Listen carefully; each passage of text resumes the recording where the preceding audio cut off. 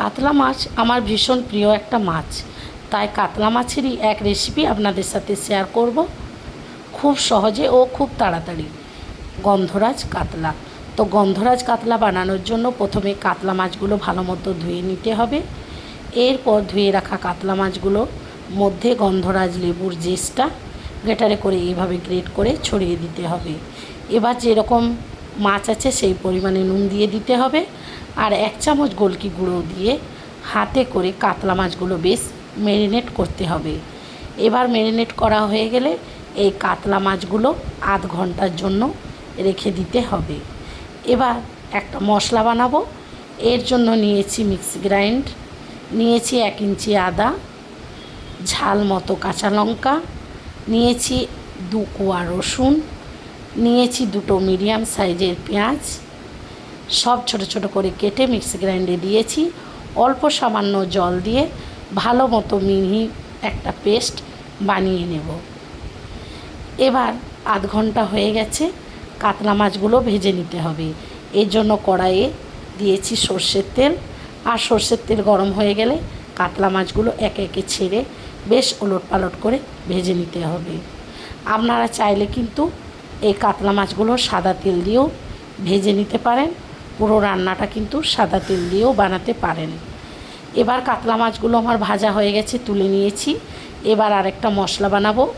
এর জন্য নিয়েছি 10-12টা কাজু, 100 গ্রাম টক দই, এটাও ভালো মতো পেস্ট করে নেব।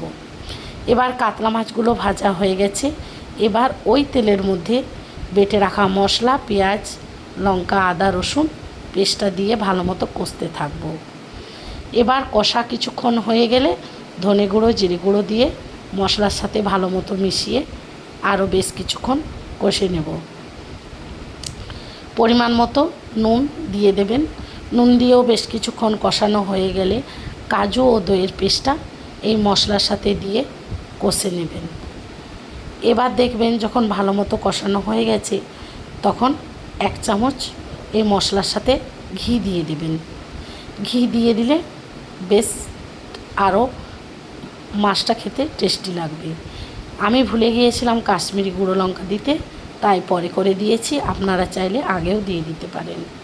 এবার সামান্য চিনি দিয়ে দিলাম। চিনি দিয়ে বেশ মশলা থেকে যখন তেল ছেড়ে আসবে, তখন মিক্সি ধোয়া জল কিছু পরিমাণে দিয়ে দেবেন। খুব বেশি জল দেওয়ার প্রয়োজন নেই, কারণ মাছটা বেশ গালা গালা টাইপের হবে। এবার ভেজে রাখা মাছটা এই গ্রেভির মধ্যে ছেড়ে দেব।